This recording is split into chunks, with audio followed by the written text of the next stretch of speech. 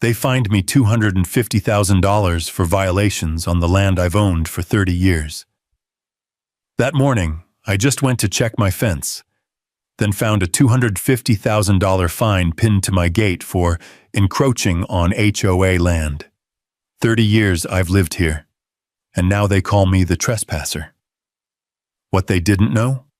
I'm the man who built the dam their whole neighborhood depends on. And when I unrolled my father's old map, every line told the same story. They're living on my land.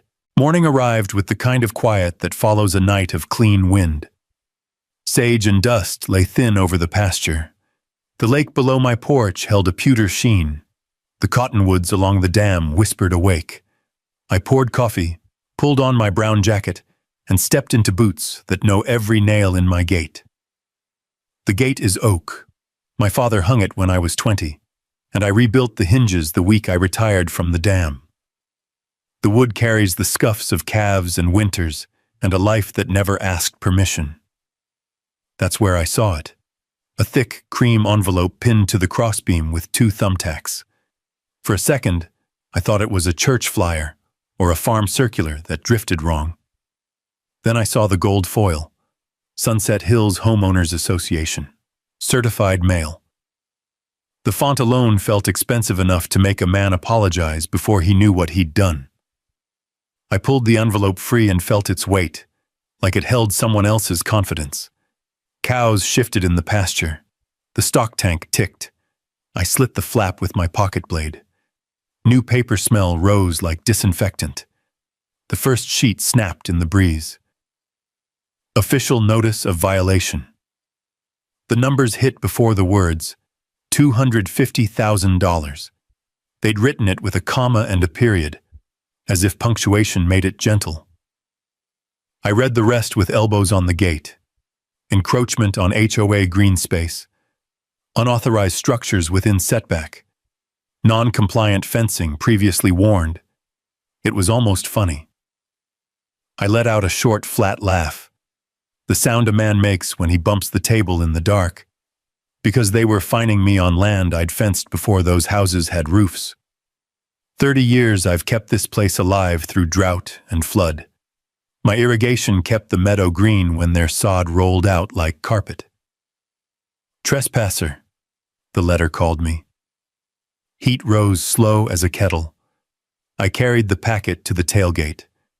The letterhead was smug with bylaws. It cited a 2011 survey, updated boundaries, a committee vote I'd never been invited to. There were photographs, my tool shed squat against sky, the dam gate like a dark grin, my fence running true along the hill.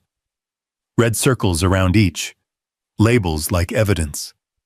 Page 2 sharpened the knife. Failure to comply will result in daily penalties, liens, and possible forced sale.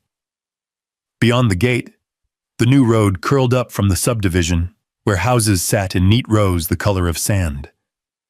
Cranes stooped over the far hill. A woman in a turquoise suit talked into a phone by a black SUV, red clipboard tucked under her arm. From here, she looked like a pin dropped on a map that didn't include me.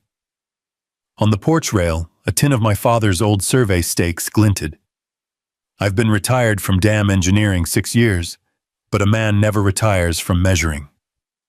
When your life is water and fall lines, you learn to hear how things fit. I set the notice aside and lifted the tin. The stakes clinked. Under them lay my deed, dated 1974, my father's signature attired, River. I spread the deed on the tailgate and traced the legal description the way some men trace photographs, beginning at the northeast corner marked by cottonwood, thence south 80 rods to the creek, thence west, words that sound like direction and scripture. Coordinates don't pray, they tell. The memory of the spillway gate in my hands, the clean resistance of steel against moving water, came back so clear I could smell the oil. This land is not abstract to me, never a number massaged until a development fits. It is oak and gravel and head pressure.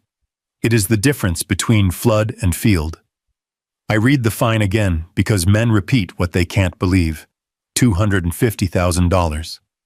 I thought of Jane, the way she tucked letters into the blue bowl by the sink and said not all paper deserved attention. She's been gone 3 winters, but I could hear the smile. Read the line that matters, Jake. So I did. Attached survey, 2011. Boundary adjustment. That was the line. Not the fine, not the threat. The map. I thumbed to the back and found it. A clean grid with confidence thicker than the paper. I held it beside the deed and felt annoyance chill. The 2011 lines shaved a bite out of my northern pasture, ran west across my fence and looped the dam access road like a noose. According to their map, my oak gate, the one holding their letter, sat inside their green space. I folded their map and slipped it back into the packet.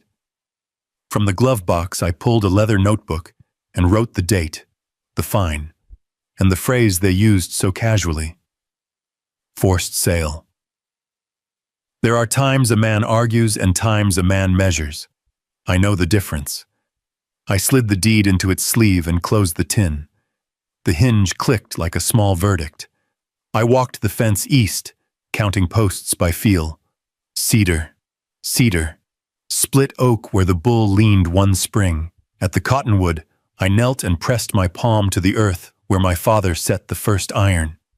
A faint depression marked where a stake once stood and had no reason to move. I took out my pocket compass, laid it on the deed, and let north settle. The needle stilled like a held breath. Down the road, the SUV door thumped. The woman in turquoise turned, clipboard bright as a wound. She held the posture of someone who believes paper is heavier than ground. I brushed grass from my knees. A breeze pushed a sheet from the packet and sent it skittering against the fence. I caught it and smoothed the crease. 30 years on this land, and they call me a trespasser. I'm not a man who enjoys fights. I prefer dams that hold, gates that swing, and neighbors who wave with their whole hand. But there are lines no one gets to redraw with a meeting and a marker. The lake gave a silver shiver. Sun nudged past the ridge and laid a pale coin on the dam's capstones. My coffee cooled. I looked at the fine one last time and felt the anger flatten into something useful. Quiet anger is like water behind a gate. Not loud, not showy, but it gathers. I slid the packet back into the envelope and pinned it to the gate where I'd found it. Then I brought the tin of steaks and set it beside the envelope, an appointment between yesterday and today. Between the cottonwood and the dam, a quail flushed. My boots found the path I take when something needs thinking, down toward the spillway where water becomes sentences. The envelope and the tin sat on the gate together, 2 truths the wind couldn't edit. I drew a breath big enough to last a day and let it out slow. Why would they risk finding a man who built the land they're living on? By noon, the wind had gone dry and the sky pressed low, the kind of pale blue that makes everything seem exposed. I was mending the hinge on the barn door when gravel crunched out front. Through the open slats, I saw a black SUV glide up the drive like it owned the dust. Chrome flashed, and a woman stepped out, the kind who makes the air shift just by looking around. She wore a turquoise skirt suit, heels sharp enough to dig post holes, and sunglasses that hid the eyes but not the intent. A red clipboard hung under her arm like a holster. 2 men in matching navy blazers followed, both carrying cameras and expressions too careful to be friendly. "Mr. Remy?" she called, voice cutting through the stillness. I straightened and wiped my hands on a rag. "That's me." She gave a polite smile, the kind that announces bad news before it's spoken. "Bethany Whitfield, president of the Red Maple Estates Homeowners Association. We're here to review your violations in person before legal action proceeds." Her tone carried the same sweetness as a barbed wire fence. "Violations," I said, letting the word roll once. "You mean the fence my father built? The shed I fixed last spring? And the dam gate that keeps half this valley dry?" Bethany's smile didn't move. The structures on record are in non-compliance with community setbacks. The committee voted unanimously to enforce standards. I'm sure you understand. It's about maintaining property values. The two men began snapping pictures. One crouched by the fence, the other zoomed in on my chicken coop like he'd found a crime scene. I leaned against the barn post, keeping my voice level. This land was platted long before your subdivision sprouted up. I've got the deeds to prove it. Bethany took a step closer, the gravel crunching like punctuation. Mr. Remy, boundaries evolve with development. The 2011 survey updated the lines.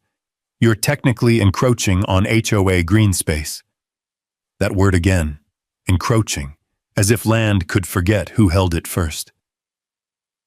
I've been here 30 years, I said.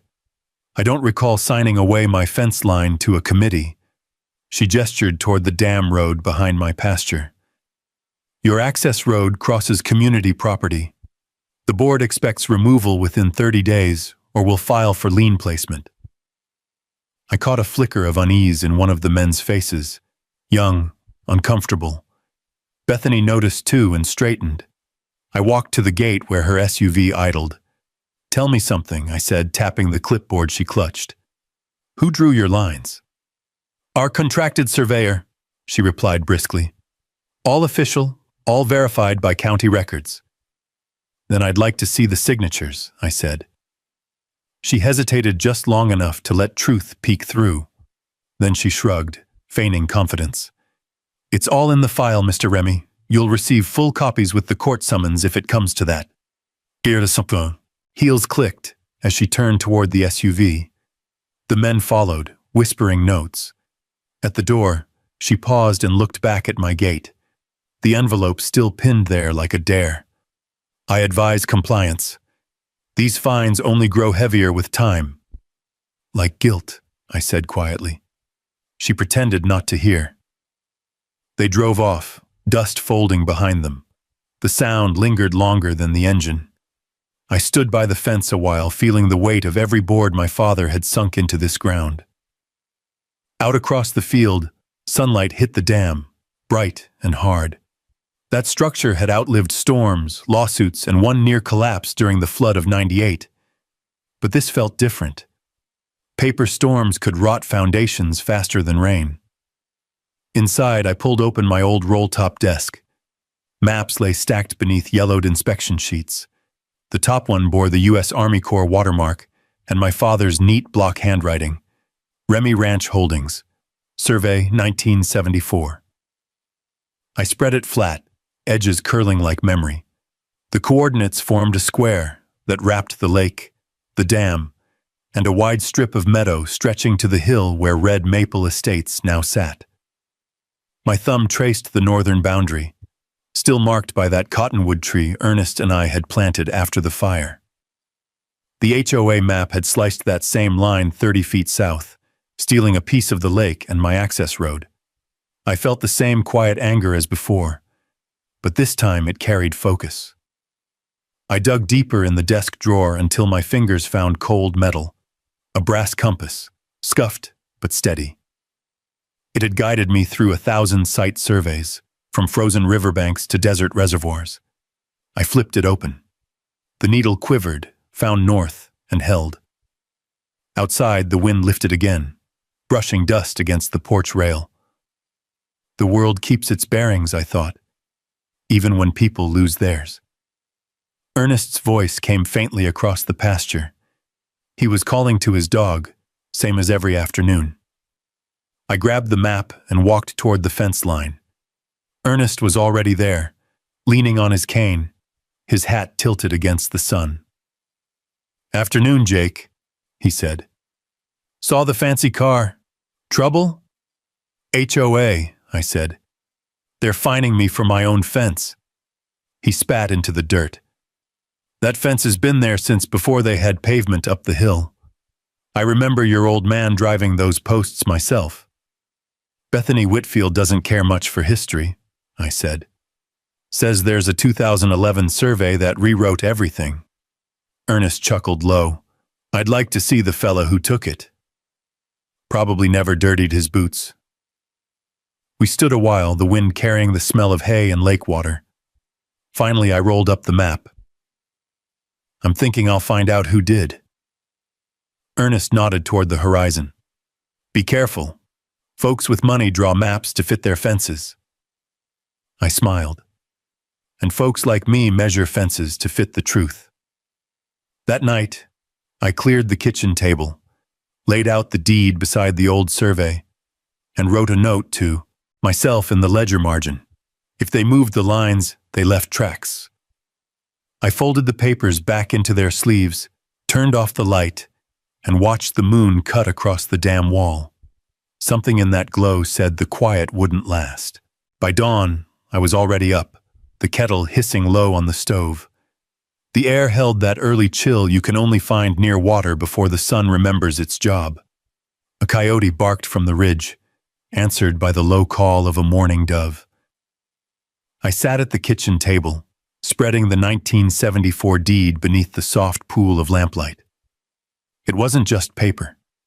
It was a record of memory, inked lines holding 30 years of sweat. My father's pencil notes still smudged in the margins. Each coordinate told a story. The old cottonwood, the stone marker by the creek, the fence corner built before asphalt touched this valley. When the mail truck rattled by, I tucked the deed into a leather folder and slipped on my hat. The world outside was sharp and still, the kind of morning where you can hear your own thoughts trying to outrun the wind. Ernest's pickup was already parked by the cottonwood. He stood beside it, leaning on his cane, studying something near the roots. "Morning, Jake," he said. "You ever notice how they don't make paper thick enough to hold what's true?" He pointed to a faint line in the dirt. There, half swallowed by grass, was a sliver of rusted metal, one of the old survey stakes. I knelt and brushed away soil until the iron glinted through. "There she is," I murmured. Ernest nodded. "Same place it's been since your daddy drove it in.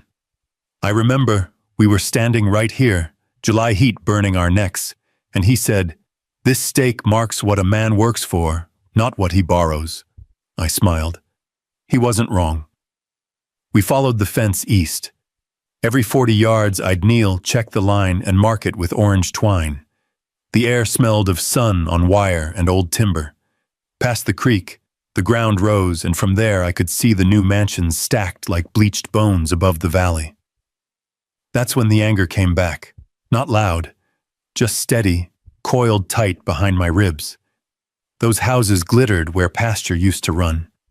It wasn't the houses themselves that hurt. It was the idea that paper and arrogance could overwrite sweat and memory. I drove into town after lunch, dust trailing like smoke behind the truck.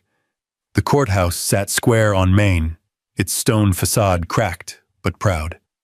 Inside, the air tasted of old varnish and quiet disapproval. I walked straight to the records office. The clerk looked up from her monitor, glasses sliding down her nose. "Morning. What can I help you with?" "I'm looking for all surveys filed for Red Maple Estates around 2011, I said. She raised an eyebrow. "You the owner of one of those lots?" "Not exactly," I said. "I'm the owner of the land they built them on." Her lips twitched into the ghost of a smile. "Well, that's a new one." She disappeared into the back, the sound of drawers opening, echoing like muffled thunder. When she returned, she laid out 2 thick folders and 1 slim envelope stamped with county seals. "This is everything filed for that development," she said. "Funny thing, though, one of the surveys doesn't list a license number for the certifying engineer. Just initials." I opened it, heart slowing into something heavy. The signature was a scribble, D.L. Frey, dated March 2011. The address led nowhere, just a P.O. box. I flipped to the seal, faint, smudged, and missing the state registration code every legitimate surveyor includes.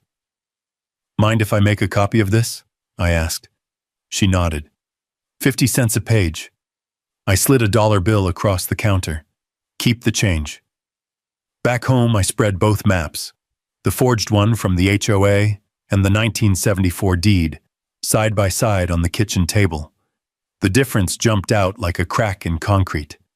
The newer map shaved 60 feet off my north line and cut my access road in half. A tidy theft disguised as modernization.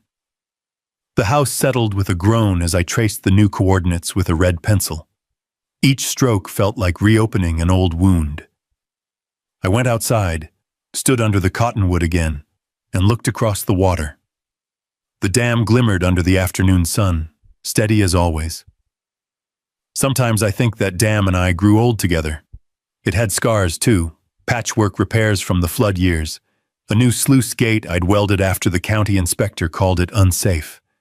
It stood because we didn't back down when things cracked. The wind carried a faint sound from the hill, construction hammers, voices shouting. I could just make out the glint of metal stakes in fresh earth near the Whitfield mansion. I took a deep breath. They were still building on what wasn't theirs. I went inside and found my father's old field kit in the closet.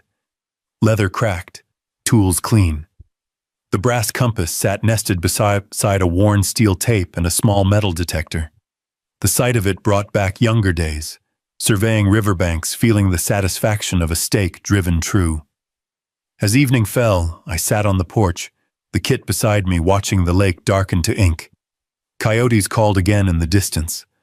My hand rested on the compass lid, thumb rubbing the initials carved faintly into brass. JRR. Senior. The metal felt warm, alive, like an inheritance of certainty. The first stars flickered through the haze.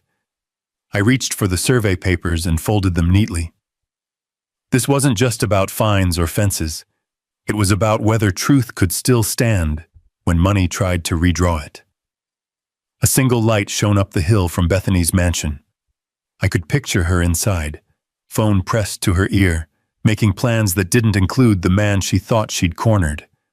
The dam's spillway whispered steady below. The night smelled of iron and pine and coming rain. I knew then what I'd do tomorrow. If the proof was buried under their lawns, I'd dig it out myself. By sunrise, the clouds had rolled in low and heavy, turning the sky the color of old tin.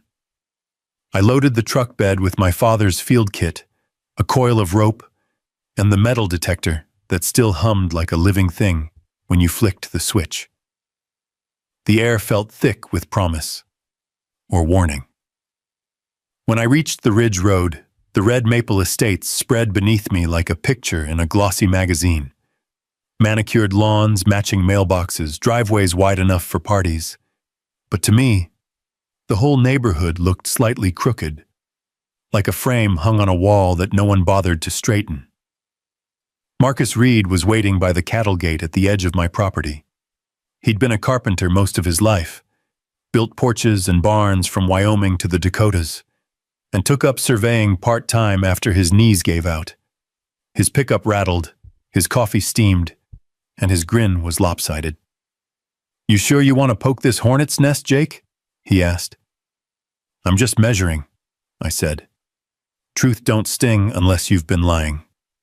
He chuckled and handed me a thermos. "Then let's measure." We started from the cottonwood, where the first stake still stood proud of the dirt.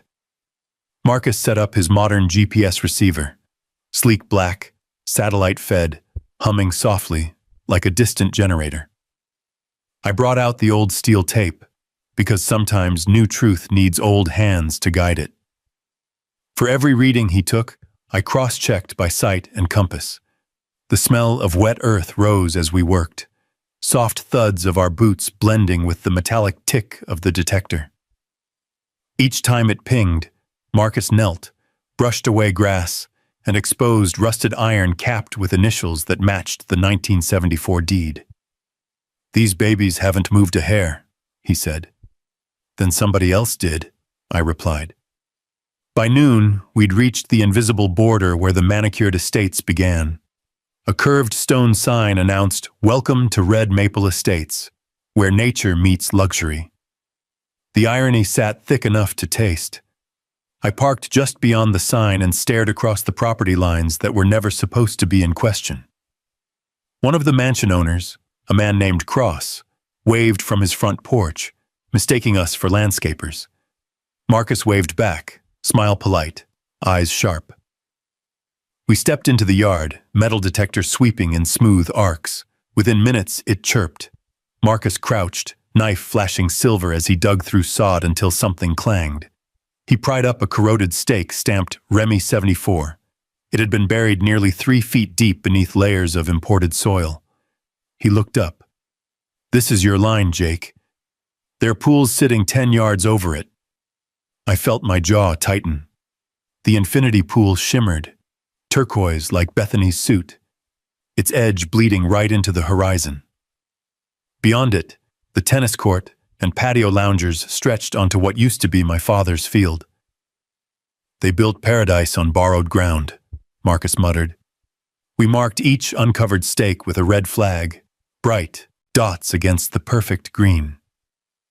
By the time we reached the second mansion, my notebook brimmed with coordinates and measurements. Everyone matched my deed, not their survey. The afternoon wore on.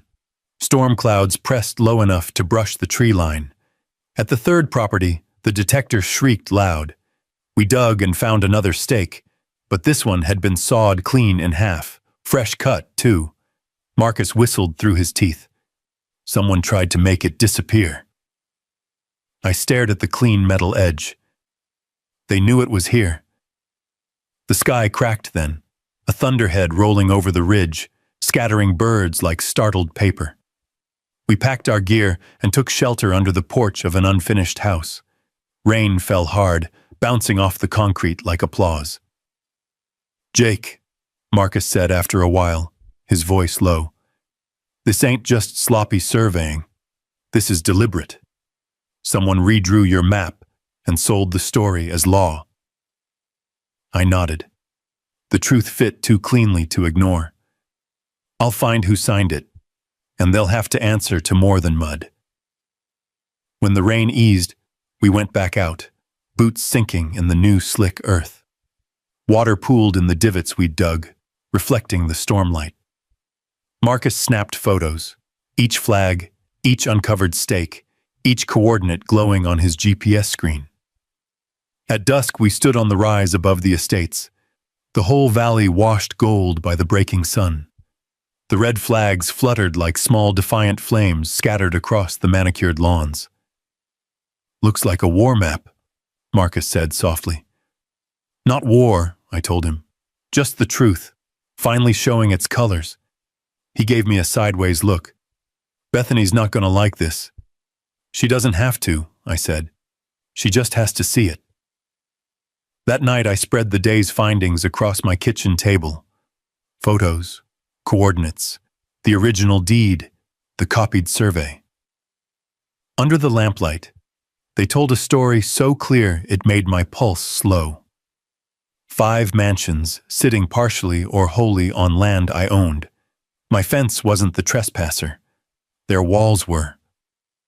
I took a clean sheet of paper and began drafting a letter to the county assessor's office requesting an official review of boundary discrepancies.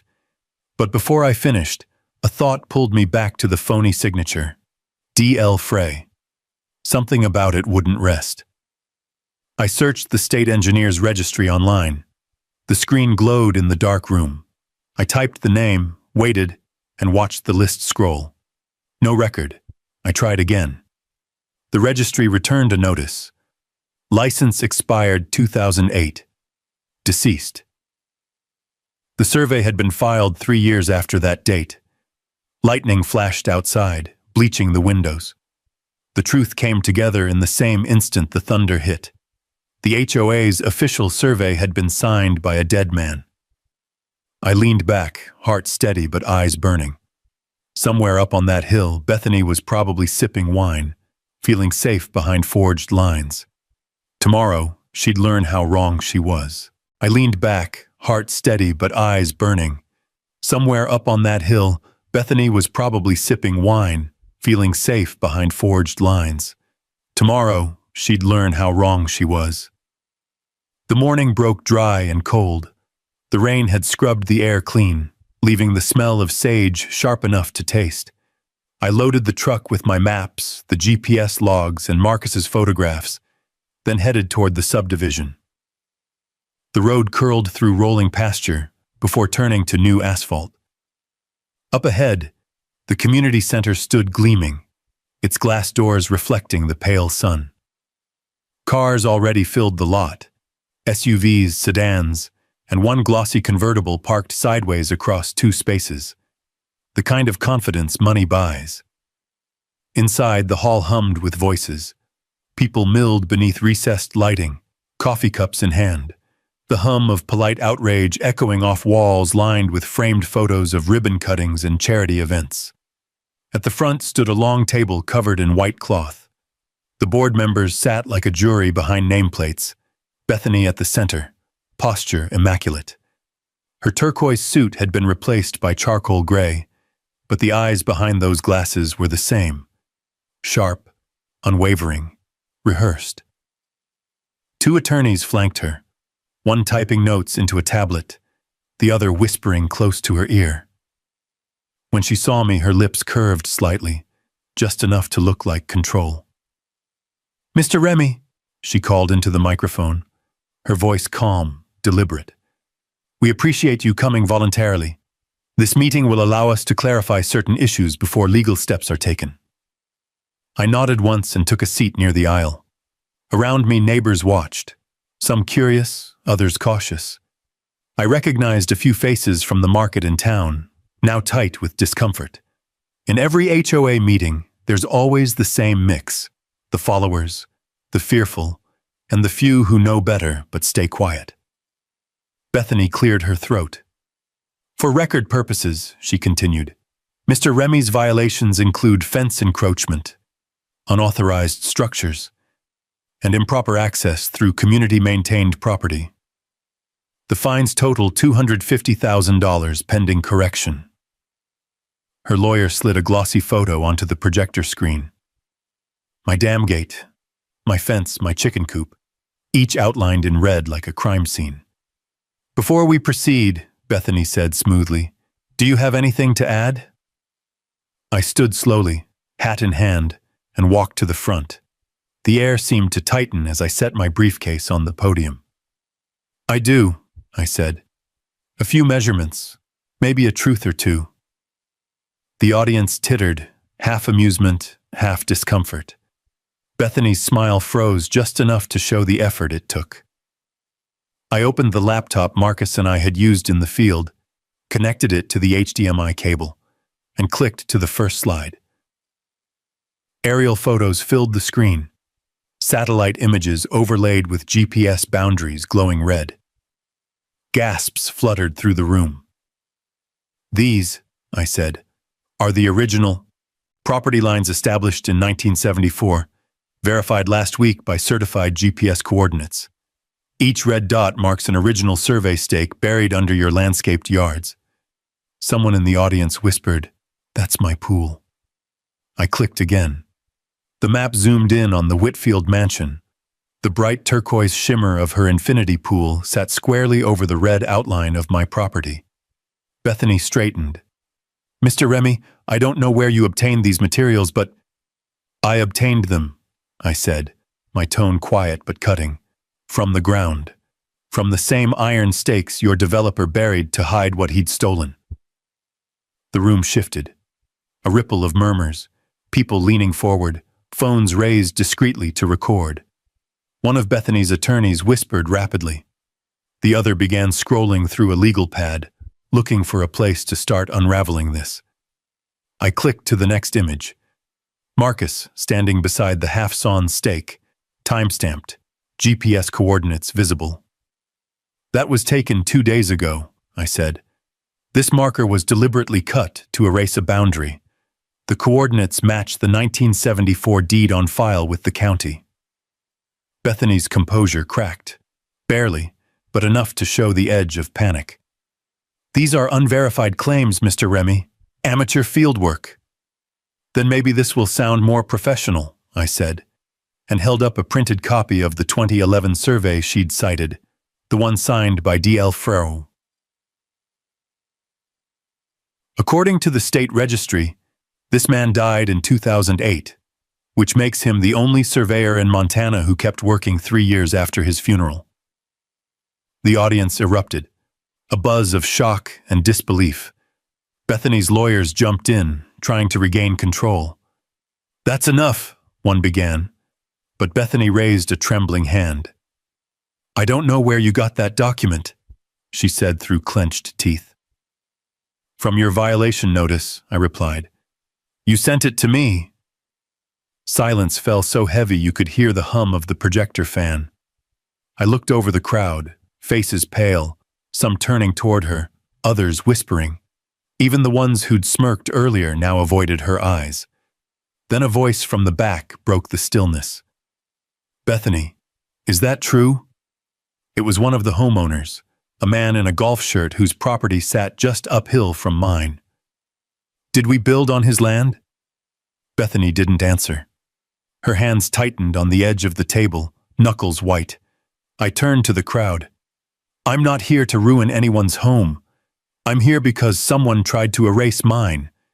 The truth's in those coordinates, not in fancy bylaws or doctored maps." From the corner of my eye, I saw movement. Bethany's phone vibrating across the table. She glanced down. On the screen, a name flashed. Preston Hale, her developer. For a heartbeat, she hesitated, then silenced it and slid the phone face down. Too late. Everyone saw. That was the moment the room turned. Not loud, not sudden, just a slow, collective exhale, as if the whole neighborhood realized they'd been living inside a lie drawn with perfect lines and fake signatures. I closed the laptop, the screen fading to black. "I'll let the county sort it out," I said, picking up my hat. "They still believe in laws that don't vanish under bulldozers." As I walked out, the hum of whispered questions followed me like a tailwind. Behind me, Bethany was already on her phone, voice sharp, brittle. I caught just enough to hear the name again, Preston Hale, and the word survey. Outside, the light felt strange, too bright after that room.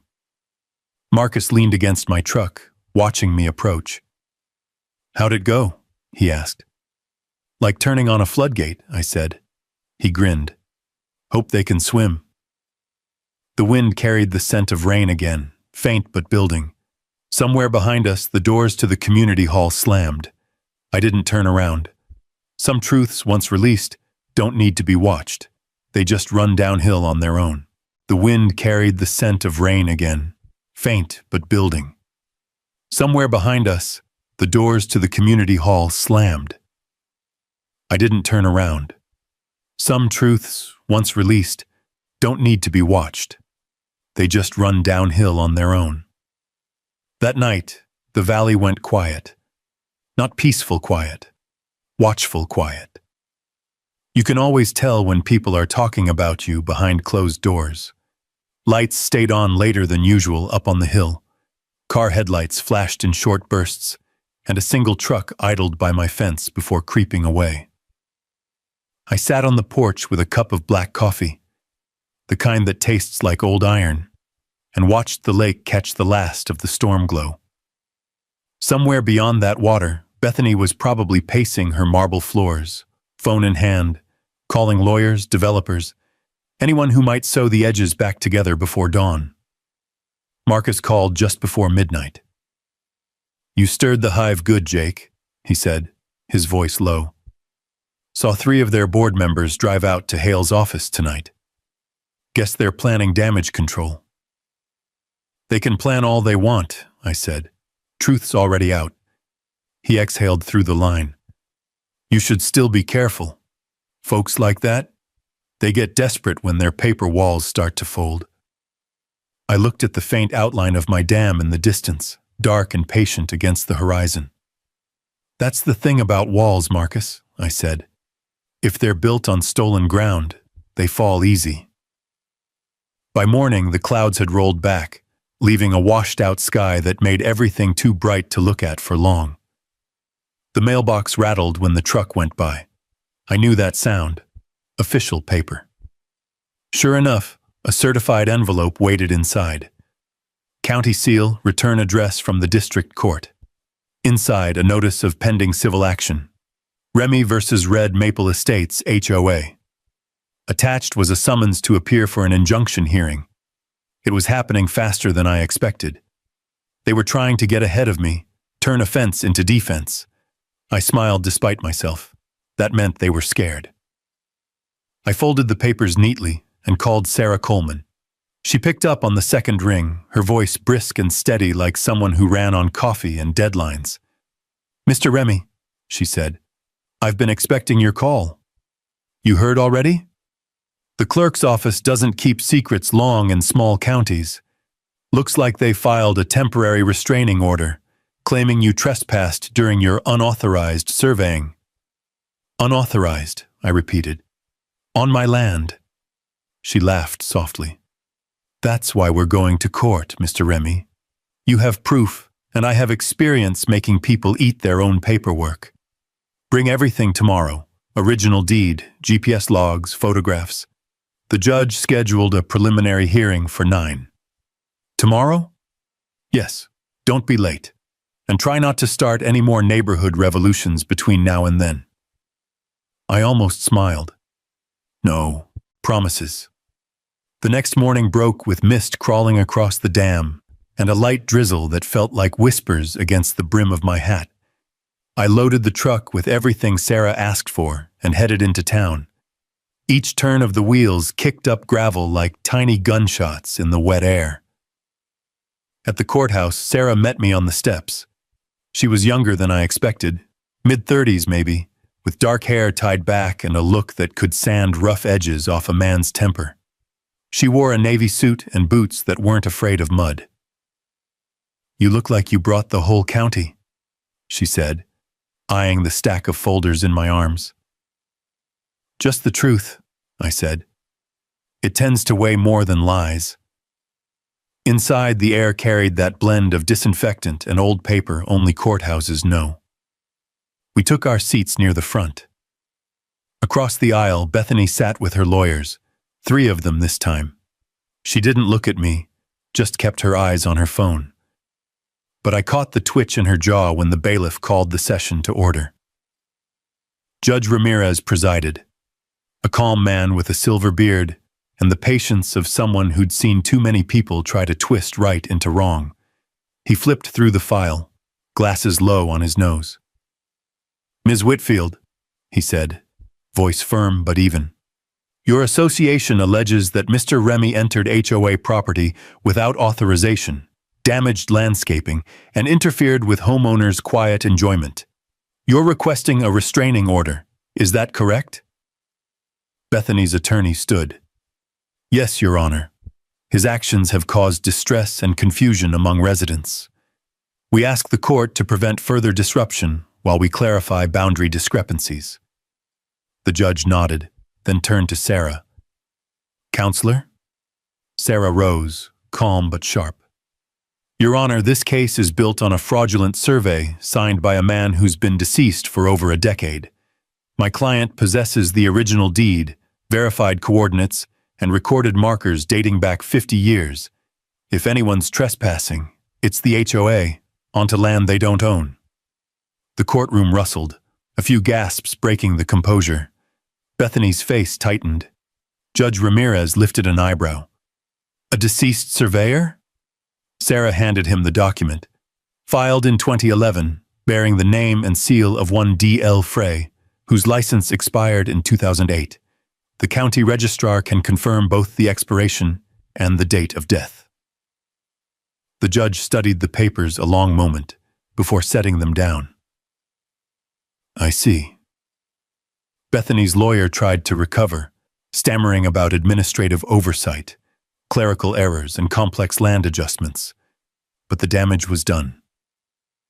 When the hearing adjourned, the judge announced he'd issue a temporary hold.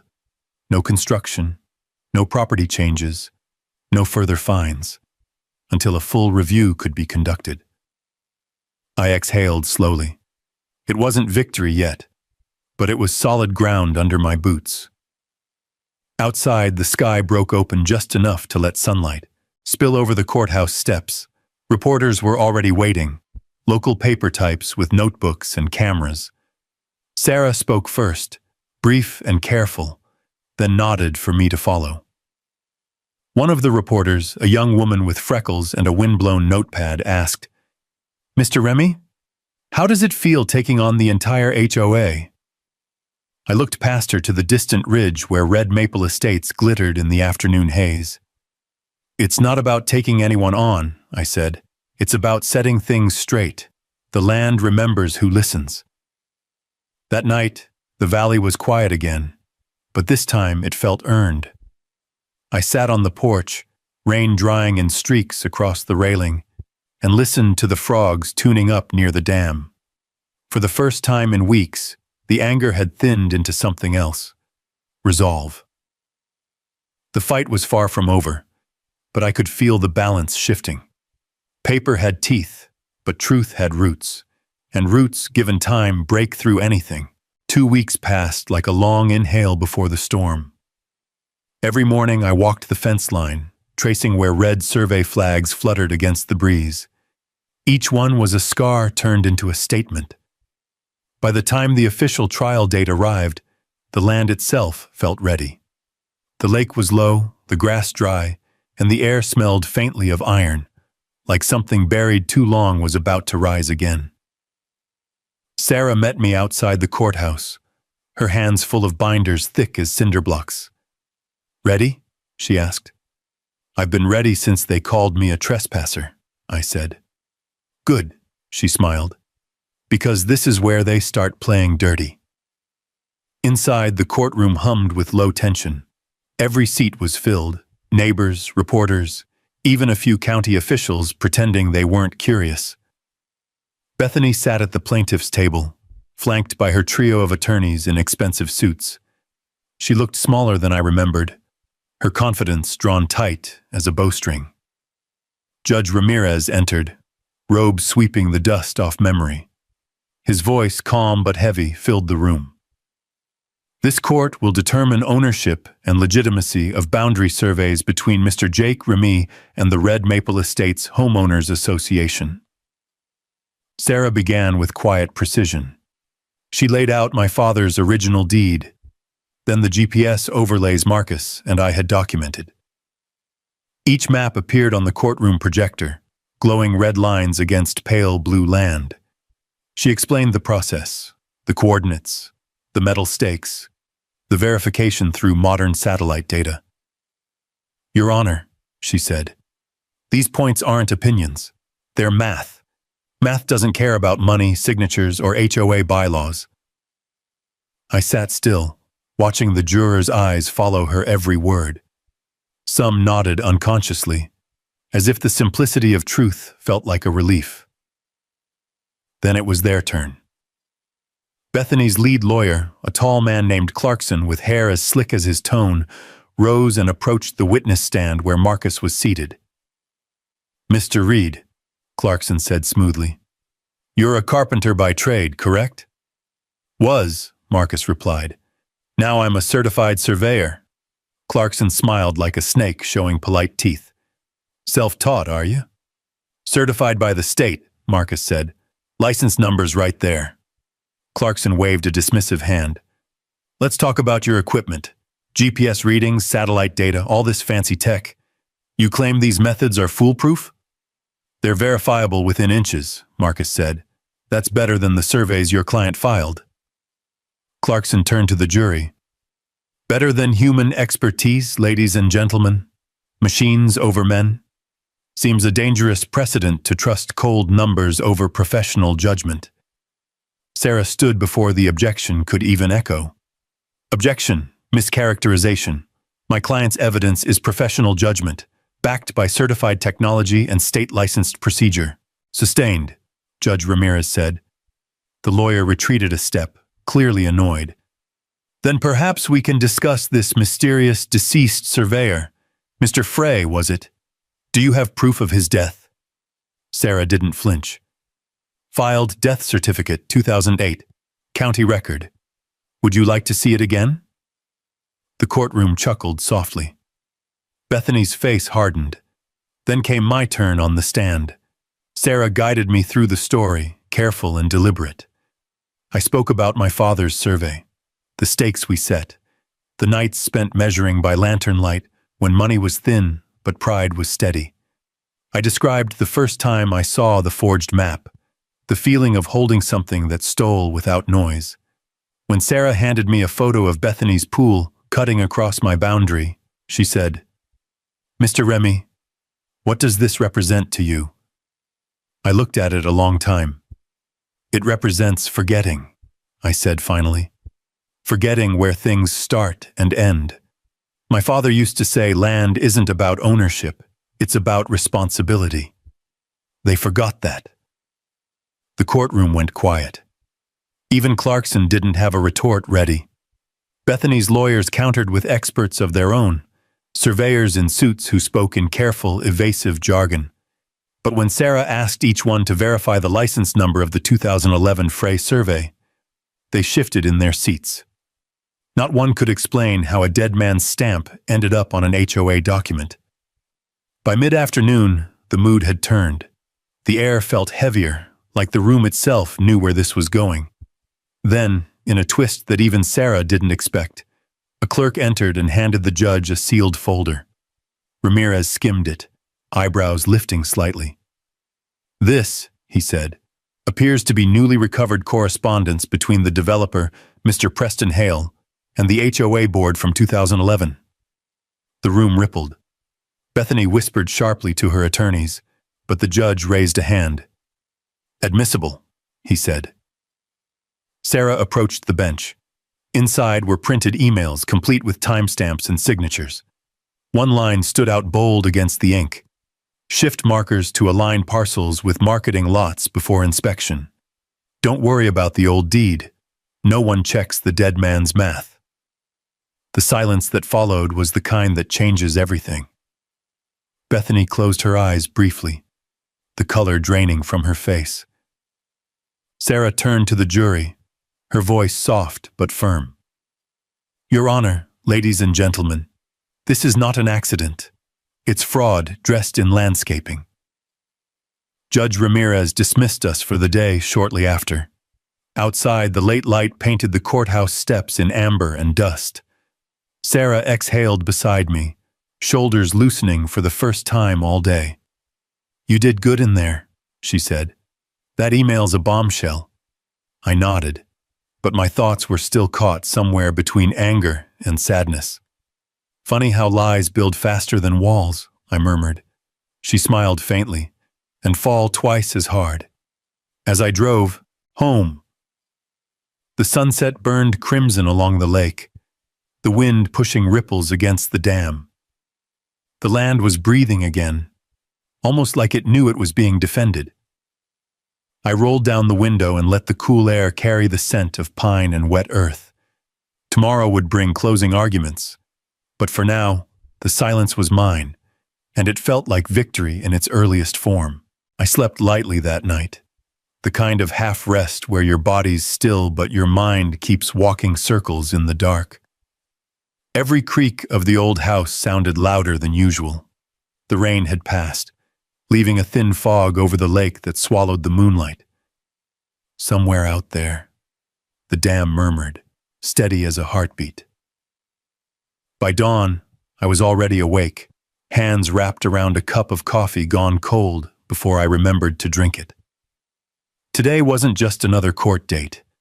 It was the day the story would either collapse under its own weight or set things right for good. I parked outside the courthouse just as the first streaks of sun reached the steeple.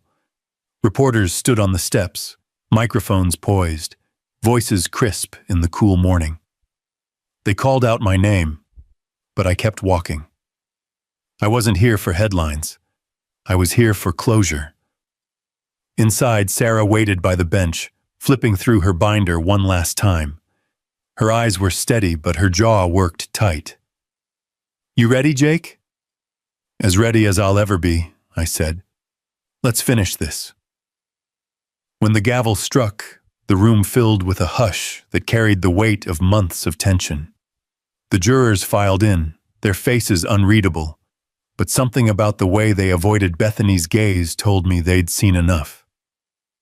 Bethany sat at her table, the picture of composure in a white blouse that caught the courtroom lights.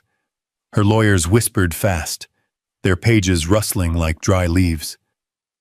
Preston Hale, the developer, had finally been subpoenaed. He looked as slick as the day he broke ground on Red Maple Estates, though a touch paler around the eyes. Judge Ramirez nodded to Sarah. "You may proceed with your closing statement." Sarah stood, the silence amplifying every word she spoke. "Ladies and gentlemen of the jury, this case isn't about fences or pools. It's about honesty, about whether truth still matters when paper and money try to bury it." She held up the map, the original yellowed deed from 1974. "This isn't nostalgia. It's evidence. This land has memory. Its boundaries don't shift with someone's ambition." Then she lifted the newer survey, its crisp edges sharp under the fluorescent light. "This document was signed by a man who was already dead. That's not a mistake. That's a cover-up. My client didn't just defend his property. He defended the very idea that the law still means something in this county." The courtroom was still when she finished, the kind of silence that pulls your heartbeat up into your throat. Clarkson rose next, his voice smooth as lacquer. "No one disputes that errors were made," he began, pacing slow, measured. "But is it truly fraud, or is it the natural confusion of progress? The world moves forward, and sometimes lines blur. Are we to punish success because it grew over an old fence post?" He gestured toward me. "Mr. Remy isn't the victim of deceit. He's simply unwilling to accept that time changes things." I met his eyes, and he looked away first. Sarah's rebuttal was short but cut clean. "Time doesn't change ownership. Paper doesn't change truth. And progress doesn't excuse theft." When the judge called for a recess before the verdict, the clouds outside had begun to gather again. A gust swept dust through the courthouse doorway, and with it came that unmistakable scent of rain on old wood.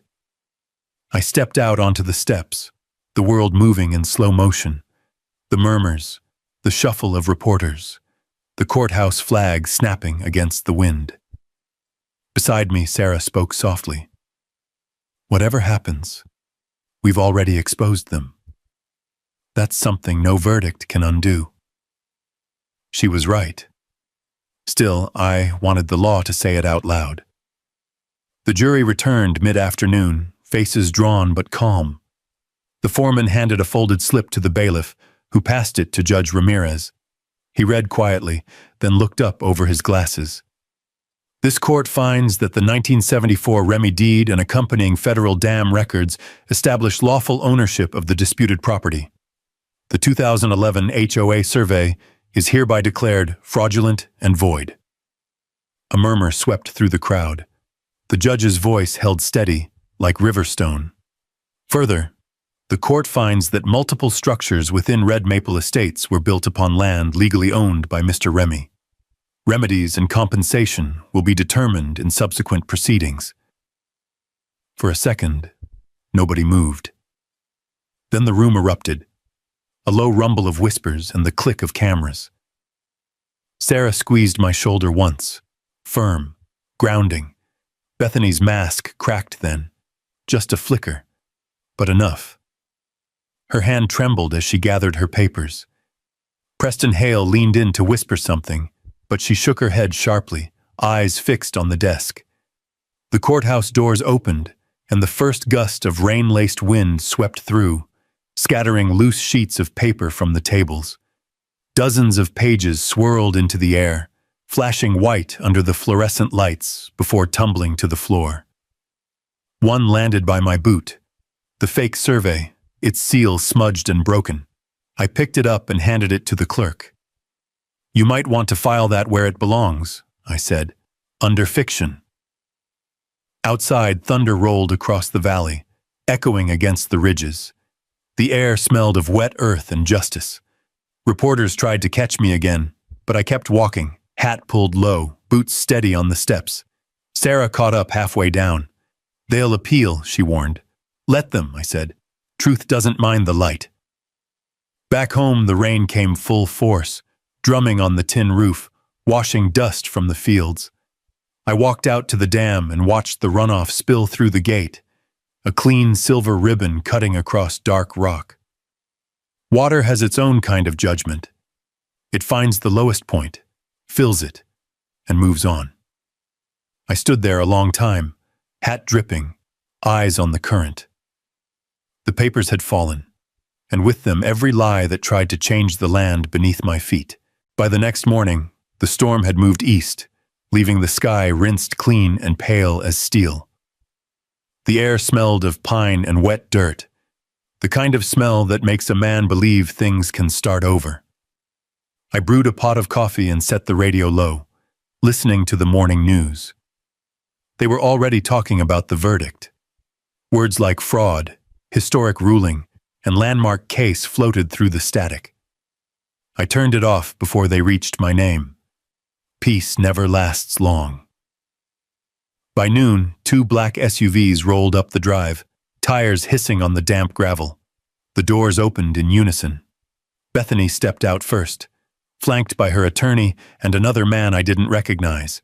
Tall, sharp suit, the kind of person who smelled of cologne and courtrooms. "Mr. Remy," Bethany began, her voice brittle but careful, "we'd like to discuss settlement terms before this becomes more complicated." I leaned against the porch railing, coffee mug warm in my hand. "The court already made it simple," I said. "Those houses sit on my land." The tall man spoke next. "We represent several homeowners who are willing to compensate you generously in exchange for permanent easement rights. You'll receive monthly payments, full maintenance coverage, and non-disclosure clauses to ensure everyone's privacy." "Privacy," I repeated, looking past them toward the lake. "That's one way to call it." Bethany's eyes flicked toward the dam, the reflection of sunlight turning them cold. "We're not your enemies, Jake. Let's be reasonable." "Reasonable?"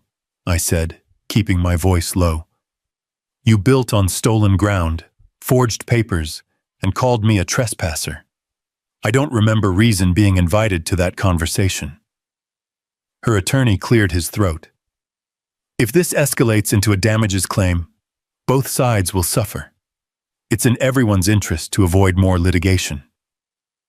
I finished my coffee, set the mug down on the rail. Litigation's just paper. Land's older than paper. Silence stretched until Bethany sighed, the first sound of something human breaking through. "Then you leave us no choice but to appeal." "You do that," I said. "Just remember, appeals don't change coordinates." They turned without another word, the crunch of gravel fading into distance. I watched the SUVs climb the hill, sun glinting off their roofs until they disappeared into the pines. Later that afternoon, Sarah arrived with a folder tucked under her arm. She wore sunglasses against the glare, hair pulled back tight. "You handled that well," she said, stepping onto the porch. "They came here hoping I'd trade principle for convenience." "That's what people with money always try first," she said, handing me the folder. "Here's the official compensation order from Judge Ramirez. You own partial title to 5 properties. The homeowners can either pay fair market rent for encroachment or remove their structures. Your call." I thumbed through the documents, maps, legal phrasing, valuation tables. "How much rent we talking?" "Enough to make you comfortable for the rest of your life," she said. "But it's not about money, is it?" I looked past her to the lake, the dam gleaming under the afternoon light. "No," I said. "It's about remembering who the land belonged to before the ink dried wrong." The following weeks blurred into a steady rhythm of signatures and phone calls. Reporters still called, but I ignored them. Each mansion owner, one by one, came forward.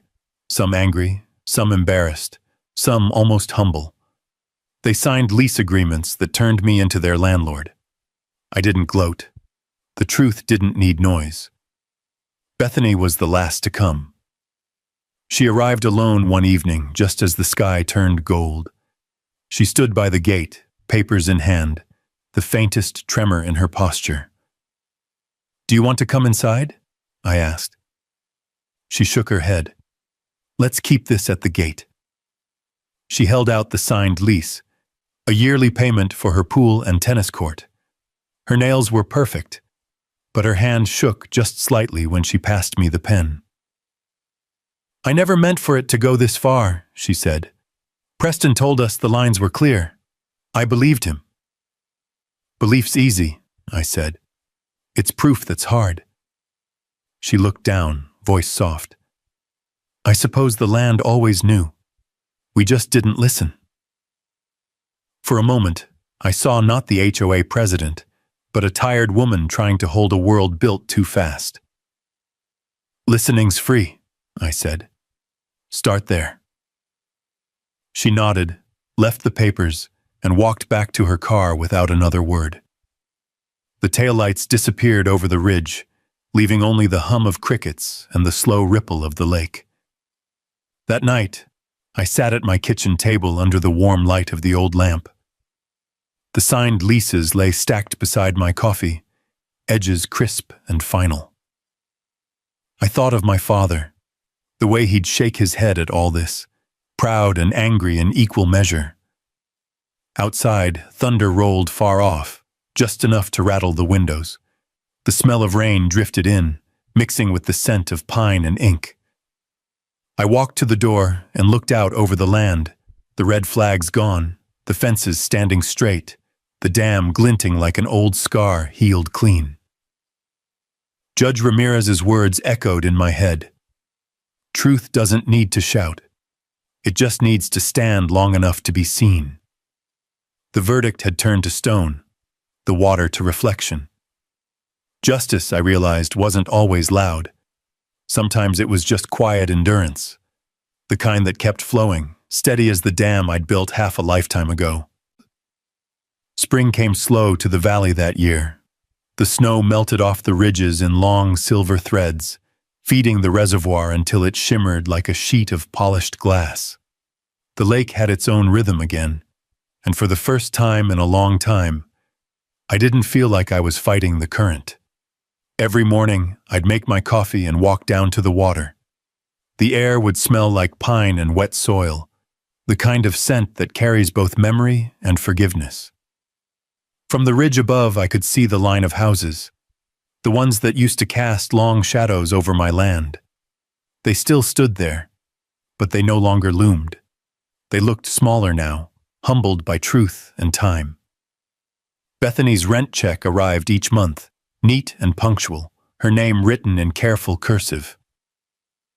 I didn't gloat when I deposited it. It wasn't about winning anymore. It was about restoring the balance that should have never been broken.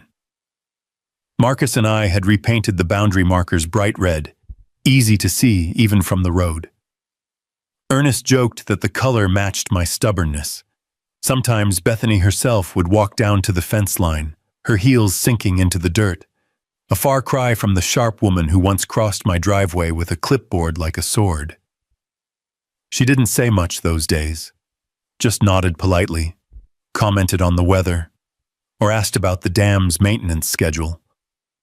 Once she even thanked me for letting her keep the tennis court. "You take good care of what you've got now," I told her. "I learned that the hard way," she said, with a small, rueful smile. Sarah visited on weekends when she could, parking her dusty Subaru beside my truck. She'd sit on the porch swing with me, papers spread across her lap, a thermos of coffee between us. Judge Ramirez's rulings being cited in 3 new cases, she told me one morning, the breeze lifting her hair. Developers are nervous now. GPS evidence changed the game. Good, I said. Maybe next time they'll check twice before burying the truth. She looked up at the dam, sunlight catching on the metal rail. You realize you started something bigger than this ranch, right? I smiled faintly. Didn't mean to. Just wanted to keep what was mine. That's how all the right fights start, she said. By early summer, the land had healed. Grass grew thick where survey stakes once stood. Ernest planted a row of cottonwoods near the fence, said they'd mark the edge of honesty better than any deed. Some of the HOA residents began renting small garden plots from me, tending vegetables in soil that had once been part of the green space they fined me for. It was funny, in a poetic way. Every now and then a reporter would call, asking for a quote or a photo. I always said the same thing. The story's over. The land speaks for itself. They never quite understood, but that was fine. Stories like this don't belong in headlines. They belong in dirt, in roots, in quiet, mornings that keep on coming. One evening, as the sun set low and red over the lake, I took a slow walk to the dam.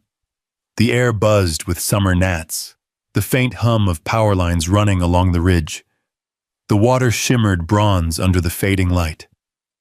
I stood on the spillway, the place where all the trouble began, and thought about everything that had happened, how quickly a man's peace can be disturbed, and how hard it is to win it back. From behind me came footsteps on the gravel. It was Bethany. She stopped a few paces away, her voice softer than I'd ever heard it. "You know," she said, "I used to think people like you were stuck in the past. Turns out you were just holding the map the rest of us forgot how to read." I turned, meeting her eyes. "Maps don't change," I said. "People just stop looking at them." She nodded, looking out over the water. "You ever regret it? Any of it?" "Not a day," I said. "The fight wasn't about land. It was about remembering what's real." She lingered for a moment, then walked back up the trail toward the subdivision lights. Her figure disappeared into the dusk, leaving only the sound of frogs and wind. When the last light drained from the sky, I sat down on the dam wall, listening to the steady rush of water below. The stars came out one by one, scattered across the black mirror of the lake. Somewhere far off, an owl called, and the night folded around the land like an old, familiar coat. I reached into my jacket and pulled out the deed, creased, worn, the ink faded but still legible. I laid it flat on my knee, tracing my father's signature with my thumb. He'd built this place on work, on patience, on knowing where things begin and end. I smiled and whispered to the dark, "You were right, old man."